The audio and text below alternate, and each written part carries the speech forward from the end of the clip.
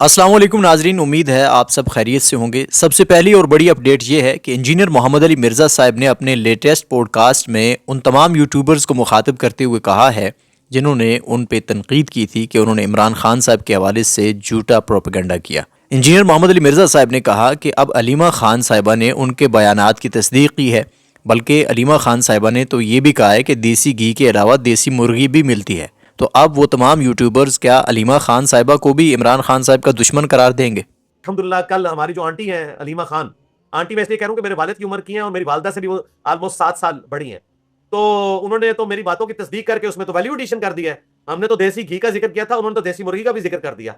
और वो साहबी हज़रात जो कि झूठ बोल रहे थे कि हम अंदर से होके हैं, उन्होंने भी उनका पोल भी खोल दिया कि अंदर तो उनके फैमिली मेंबर भी नहीं जाते, वो सिर्फ कोर्ट तक जाते हैं या मुलाकात वाले कमरे तक, चक्कियों तक तो कोई जा ही नहीं सकता। और मैं कम से कम 10 दफा उन सारे रास्तों से गुजरा हूं, क्योंकि मेरी मुलाकात जब आती थी तो मैं वो सारी चीजें ऑब्जर्व करता था। नाजरीन, इसी पॉडकास्ट में इंजीनियर मोहम्मद अली मिर्ज़ा साहब ने उनके हक में फतवा देने की वजह से मुफ्ती तारिक मसूद साहब को कब्र तक अपना मोहसिन करार दिया, जबकि इरशाद भट्टी साहब के हवाले से इंजीनियर मोहम्मद अली मिर्ज़ा साहब ने कहा कि उनके लिए तो जेल से उन्होंने लव लेटर भी लिखा था। मैं समझता हूँ सबने साथ ही है।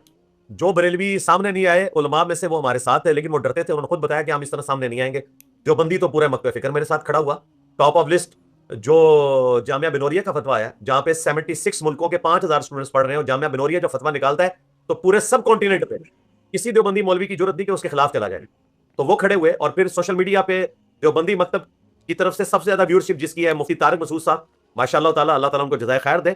मेरी कब्र तक उनका एहसान मेरे ऊपर रहेगा, जिस तरीके से उन्होंने फ्रंट में लीड किया। रहा इल्मी इख्तिलाफ वो अपनी जगह रहेगा, लेकिन मैंने मुफ्ती साहब को एक ट्रू जेंटलमैन और एक आम जो मौलवियों के बारे में जहन है ना, उससे हट के पाया मैंने उनको। वो आम मौलवियों से बहुत हट के अच्छी नेचर वाले इंसान है, और मैं दिल से उनकी कदर करता हूँ। तारे जमीर साहब पे अफसोस कर सकता था, लेकिन मैंने नहीं किया। मुझे पता है उनकी तबीयत ऐसी नहीं है। वो तो खुद जुनैद जमशेद साहब के हक में खड़े नहीं हुए थे, हालांकि मैं उस वक्त उनके हक में खड़ा हुआ था। और इरशाद भट्टी साहब तो सोशल मीडिया पे आप समझ लें हमारी तरफ से तो एक जनरल थे कि जिस तरीके से उन्होंने हमारा मुकदमा लड़ा, और मेरी कब्र तक उनका एहसान जाएगा। मैंने तो उनके लिए लव लेटर भी लिखा था जेल से।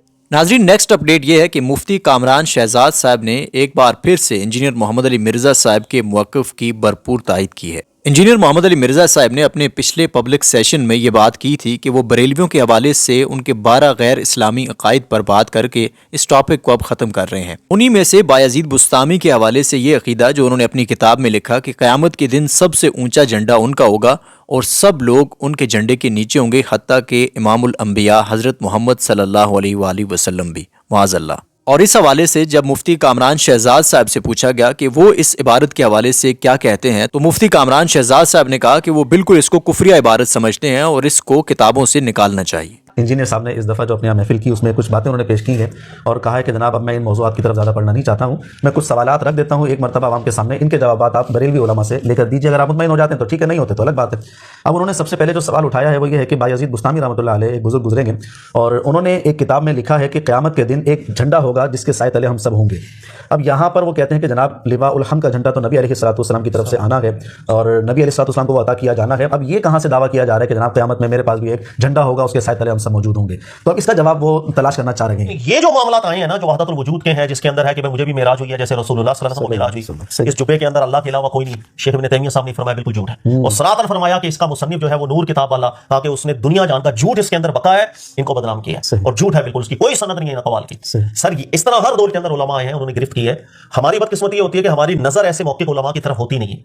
अगर हमें मालूम हो गया शुरू से उलमा ने इन बातों को रद्द कहा, शुरू से उलमा ने इन बातों को कुफर कहा, शुरू से उलमा ने इन किस्से कहानियों को कहा कि झूठ बनाए गए थे, तो सर आज अगर कोई मुझसे आके पूछेगा यार बायज़ीद बुस्तामी के हवाले से, वाकई मैं बोलूंगा बिल्कुल नहीं झूठ है, खत्म करो इसको, सही है, कुफर है। जिस तरह इमाम ज़हाबी ने भी लिखा कि इसका ज़ाहिर इल्हाद है, हम बोले इल्हाद है, मैं क्यों तावील करूं, मैं क्यों उस वाक़े को सच्चा मानूं, फिर दिफा करना शुरू हो जाऊं। तो इस तरह लोगों में इत्मीनान पैदा होता है, लोगों में भरोसा उठता है कि गलत इज गलत वो किसी से भी हो और सही सही होता है वो किसी से भी हो।